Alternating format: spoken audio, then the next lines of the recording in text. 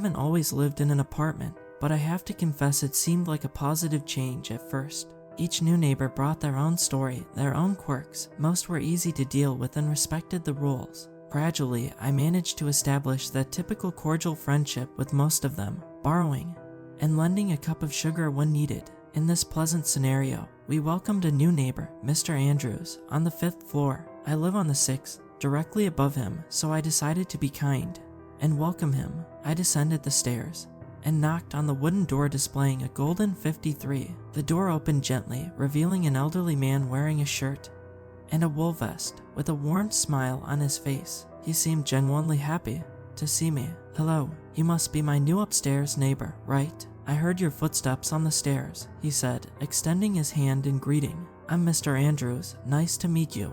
"Yes, that's me. My name is James," I replied, shaking his hand. "I just wanted to welcome you to the building. If you need anything, just let me know." Mr. Andrews thanked me with a nod and an even wider smile. "Thank you very much, James. Please feel free to visit me anytime." That initial interaction only reinforced my first impression of him. The new neighbor seemed like a lovely person, and as soon as I left, other neighbors came to greet him, and apparently they welcomed him warmly. However, things got a little strange when the sun set. It was, I don't know, around 10 p.m. I was fluffing my pillow, getting ready to lie down when I started to hear a soft melody in the air. At first, I thought it was just background music from a radio or a party, but the sound was more alive, like it was being played on an instrument.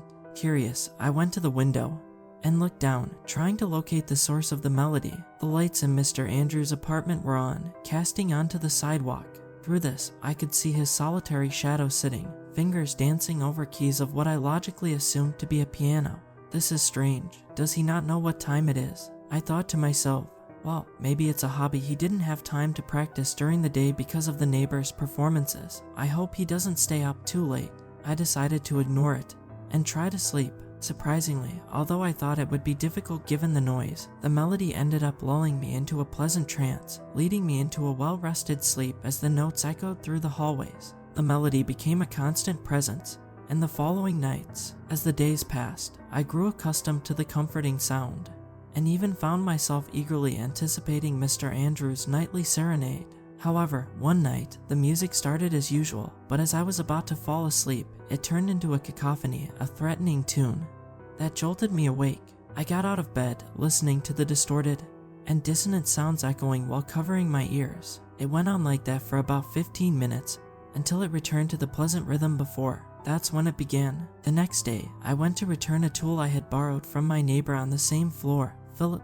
I arrived at his door and knocked. I waited, and nothing. I called out a few times, but there was no response. I went downstairs and asked the doorman if he had seen Philip leave that morning, but he said no. I started to worry because Phil was the homebody type. He didn't go out much. 3 days passed before the police came and officially registered his disappearance. Unease began to spread throughout the building. Residents exchanged nervous glances in the hallways, whispered to each other about what might have happened. Some mentioned debts he had, others a possible affair he might have run away with. Some even talked about murder. I couldn't stop thinking about it myself, but it wasn't until the 5th night after his disappearance that I began to connect the dots. I was taking longer than usual to fall asleep, even with the melodic song from my nightly pianist. Lately, he played a more melancholic tune. I suppose he also worried about Philip and expressed it in his music.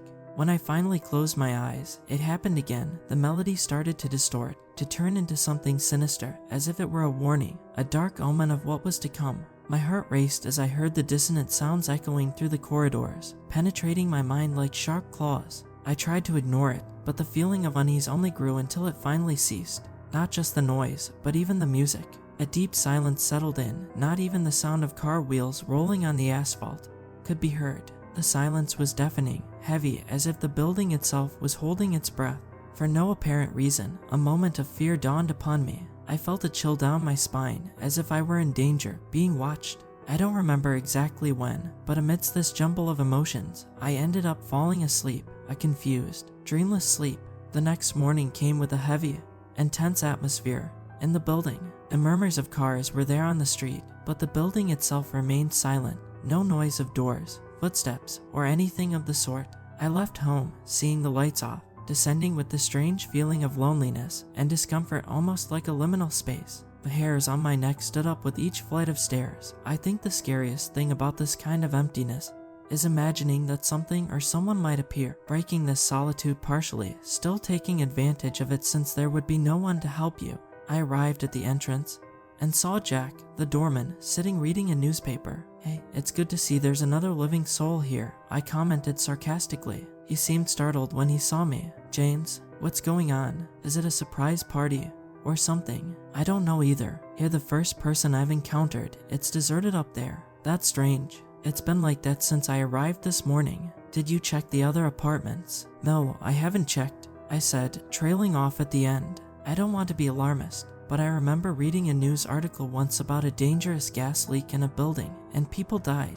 "I know you sleep with your window open, but I think most people here close theirs." He seemed a bit alarmed. "That's worrisome," I replied, trying to remain calm. "Do you want to check the others?" Jack agreed, and we hurried up the stairs, each on a different floor, knocking on every door and calling out to the residents. But there was no response. The hallways were silent and empty. When I was on the 4th floor, however, I heard a creaking door in response to one of Jack's knocks, and a sweet, familiar voice. "Hello, Jack." Mr. Andrews' words echoed through the empty rooms. "Mr. Andrews." "Good morning, sir. Are you okay?" "Yes, everything's fine, thank you," Mr. Andrews replied in his usual friendly voice. "And how are you?" Jack seemed relieved to hear the voice of the new neighbor. "I'm fine, sir. I'm just worried about the disappearance of the other residents." "Have you seen anyone strange or heard anything unusual during the night? Any strange smell or anything like that? Maybe a gas leak?" I haven't familiarized myself with the system here yet.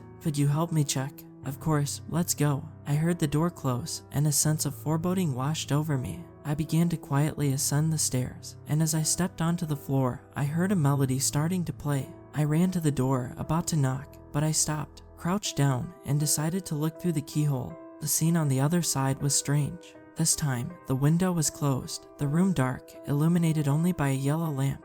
Jack was sitting, having tea on the sofa while Andrews, his back to him, played the piano calmly. A melody was hypnotizing, and I couldn't stop looking. Jack didn't even sip his tea. He was petrified, as if he were reveling in the music. The melody raced, accelerating the tempo more and more. The old man's fingers danced at a surprising speed, hammering the keys with skill, until, as before, it erupted into a cacophony of heavy blows on the keys. My body spasmed, and then I saw it, emerging from behind the sofa, a large dark mass slowly materializing. It seemed to twist and undulate as the music reached its distorted climax. Large things resembling black tentacles emerged from its core. My heart raced as I realized the appendages were moving towards Jack, who remained motionless on the sofa, completely unaware of the danger approaching. I knew I needed to do something, but my muscles were tense, my body petrified by the horrifying sight before my eyes. That thing then grabbed him, coiling around his face. I could see him screaming, but it was muffled by the heavy strikes of Andrew's hand on the piano keys. Soon, more began to coil around him, around his arms and legs, starting to squeeze, exerting a force that caused his bones to snap, bent at impossible and incredibly painful angles just to look at. I choked, my mouth trembling uncontrollably. I couldn't speak, run, or even breathe in the face of that horror. Finally, those horrible arms retreated back to wherever they came from, each one taking with it the part of the body it held. Jack's body shattered into a dense and generous torrent of blood on the carpet, his limbs being drawn into the dark mass. When I thought it was enough, a huge tongue emerged from there, passing over the red-stained surface. It trembled, almost in ecstasy, as it cleaned the surface before retracting again and disappearing completely. Mr. Andrew hadn't moved until then. He continued to play and suddenly stopped his noise, letting silence reclaim its lost territory. I almost vomited. I needed to get out of there immediately. I descended the staircase to the entrance, but to my bad luck and despair, the door was locked. The doorman's key didn't work, nor did mine. I took desperate measures and started kicking, throwing my weight and trying to break through that structure, but it was in vain. It seemed like a wall. My noise, however, served to attract unwanted attention. I heard the creaking noise of a wooden door, one that I know had a golden 53 on its frame, and slow, leisurely steps in the corridor, then on the stairs, getting closer and closer. With little choice, I entered the elevator, pressing the 5th button more times than necessary. The noise was now close, right above me, and as the doors were closing, I could vaguely see the silhouette of that damn pianist emerging. I grew impatient.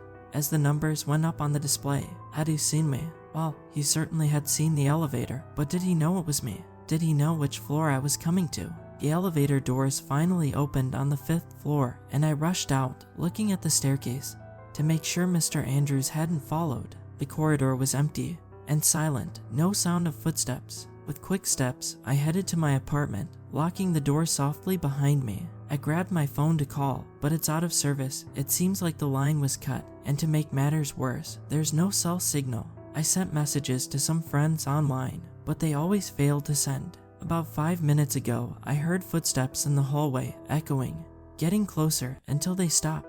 I just got up to peek, and I could see through the peephole the figure standing still of Andrews at my door.